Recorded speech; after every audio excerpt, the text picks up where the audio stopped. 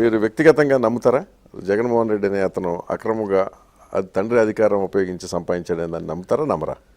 ఇక్కడ రెండు ఉన్నాయండి. ఒకటి చట్ట విరుద్ధం, ఒకటి ధర్మ విరుద్ధం. ఒక రాజకీయ నాయకుడు వ్యాపారం చేయొచ్చా, అతని కొడుకులు వ్యాపారం చేసుకోవచ్చా అంటే చట్టబద్ధం, అది చేసుకోకూడదు అని బ్యాన్ లేదు. ఒక రాజకీయ నాయకుడు కొడుకు ఆటోమేటిక్గా క్రెడిబిలిటీ వచ్చేస్తుంది. సీఎం గారి కొడుకు, నేను ఒకసారి ఇంతకుముందు వోక్స్ వ్యాగన్లో చెప్పాను, వోక్స్ వ్యాగన్కి అక్కడ ల్యాండ్ కొనుక్కున్న వాళ్ళంతా ధర్మ విరుద్ధం. ఇది ధర్మ విరుద్ధమా కాదా అన్నది చర్చ జరగాలి. ఇంకా ధర్మ విరుద్ధం అని చెప్పడానికి లేదు, అవునా కాదా అన్నది చర్చ జరగాలి. దాని మీద చర్చ జరిగి ధర్మాన్ని చట్టంగా మార్చగలగటమేనండి పార్లమెంటు, అసెంబ్లీ ఇవన్నీ ఉన్నది, మీ పేపర్లో ఉన్నది ఇవన్నీ ఏంటంటే ఏది ధర్మమో దాన్ని చట్టం చేయాలి. ఇప్పుడు మన అన్నా హజారే చేసింది ఏంటి, చట్టం చేయమంటున్నాడు. ఆ చట్టం చేసినట్టయితే ఇది ధర్మం, అంటే నూతన ప్రక్రియలు అవతల వాళ్ళు ఫాలో అయిన కొద్దీ దానికి ఎప్పటికప్పుడు ఈ ప్రమాదం ఉందన్నప్పుడల్లా దానికి తగ్గట్టుగా మనం చట్టం తెచ్చుకోవాలి. ఈవేళ రాజశేఖర రెడ్డి గారు కొడుకున్నవాడు రాజశేఖర రెడ్డి ముఖ్యమంత్రి అయిన తర్వాత వ్యాపారస్తుడు అవ్వలే. రాజశేఖర రెడ్డి గారు ముఖ్యమంత్రి కాకముందు నుంచి అతను ఏదో బిజినెస్లు చేసుకుంటున్నాడు. రాజశేఖర రెడ్డి గారు ముఖ్యమంత్రి అయిన తర్వాత దాని అడ్వాంటేజ్ పొంది ఒక్కసారిగా బిజినెస్ విపరీతంగా పెరిగిపోయింది అన్నదే ఆరోపణ. బిజినెస్ పెరిగిపోవడం కాదు, విపరీతమైన సంపద పోగైంది అనేది. అదే ఇన్కమ్ పెరిగిపోయింది. బిజినెస్ పెరగడం వేరు, సంపద పోగొట్టడం వేరు, రెండు తేడాలు ఉన్నాయి. సంపద ఇన్కమ్ వల్ల, దీనివల్లే కదా. నో ఇప్పుడు మీకు ఏ వ్యాపారం ద్వారా అతను, ఇప్పుడు మీరు ఇందాకన్నారే మార్గదర్శి ఫైనాన్స్ వచ్చింది చూసారా, అప్పుడు మీరు ఏమన్నారు, ఇదంతా ఇంత లాసులు మొత్తం వస్తుంటే ఇతను ఎలా చేయగలడు అని చెప్పి మీరు అన్నారు. దట్స్ ఎ వ్యాలిడ్ క్వశ్చన్, ఎందుకంటే దాంట్లో లాస్ వచ్చింది కనుక ఇట్స్ పబ్లిక్ మనీ. సేమ్ ఆ రోజుకి అతనికి చేస్తున్న ఏ వ్యాపారంలో కూడా లాభాలు లేవు. అవును, జగన్మోహన్ రెడ్డి చేస్తున్న వ్యాపారంలో ఎక్సెప్ట్ సండూరు పవర్ ప్రాజెక్ట్ అనేది ఒక చిన్న మినీ ఐడల్ ప్రాజెక్ట్ తప్పితే ఇంకెక్కడా లాభాలు లేవు. బట్ విపరీతంగా విస్తరించేశాడు. విత్ హయ్యర్ ప్రీమియంకి రకరకాలుగా షేర్లు అమ్మటం, ఇతరులతో పెట్టుబడి పెట్టించడం, దాని వాళ్ళందరూ మళ్ళీ స్టేట్ గవర్నమెంట్లో ప్రయోజనం పొందిన వాళ్ళు అవ్వటం, ఇవన్నీ మీ మన న్యాయ పరిభాషలో అయితే సర్కమ్స్టెన్షియల్ ఎవిడెన్స్ అంటారు కదా, అంతే కదా. క్రిమినల్ కేసులు కండి ఏదో ఓకే, దీనికి ఏమంటారో తెలియదు, మీరే చెప్పాలి. అది దీనికి ఏమనడానికి లేదు, అదే చెప్తున్నాను. చట్టం సైలెంట్, చట్ట ప్రకారం సైలెంట్, అది silent. So that was taken advantage. అదే ఇప్పుడు జగన్మోహన్ రెడ్డి అనే మనిషి పెరగడానికి నేను చూసిన రెండు కారణాలండి. ఒకటి, జనరల్ భూమి ఉంది, ప్రజల దగ్గర డబ్బు ఉంది అందరి దగ్గర.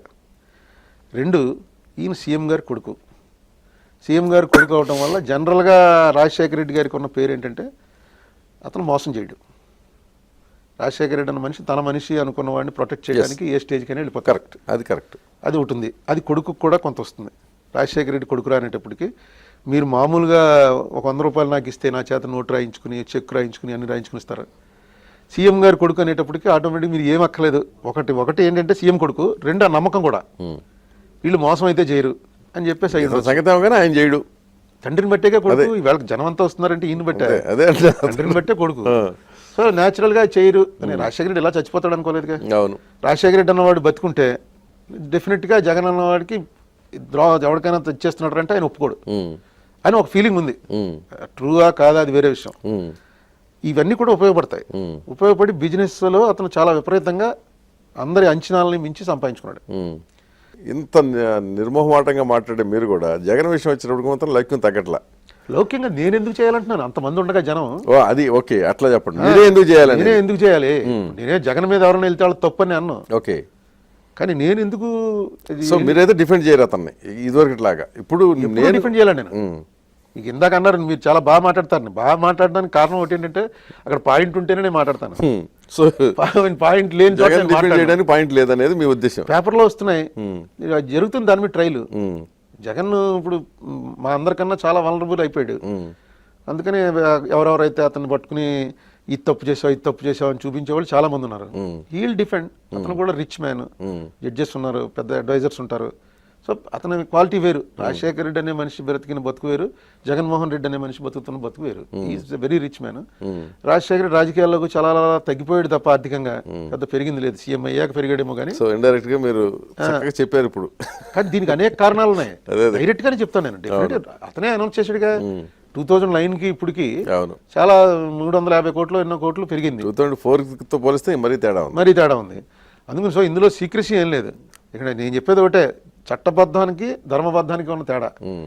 అతను చేసిందంతా చట్టబద్ధం అయినప్పుడు నువ్వు ఎలా సంపాదించి సీఎం కొడుకు కాబట్టి నీకు వచ్చి పెట్టుబడి పెట్టారు అని అంటే దానికి కోర్టులో ఏం లేదు, ఏం చేయటం లేదు. పెట్టుబడి పెట్టిన వాళ్ళు మీరు చెప్తున్నారు నేను నాకు ఇష్టమే పెట్టుబడి పెట్టాను. మొన్న సాక్షిలో అదే జరిగిందిట. సాక్షిలో పెట్టుబడి పెట్టిన వాళ్ళందరినీ పిలిచారు. వాళ్ళంతా పెద్ద పెద్ద ల్యాంకో రాజగోపాల్, మ్యాట్రిక్స్ ప్రసాద్ ఇలాంటి పెద్ద పెద్ద వాళ్ళు.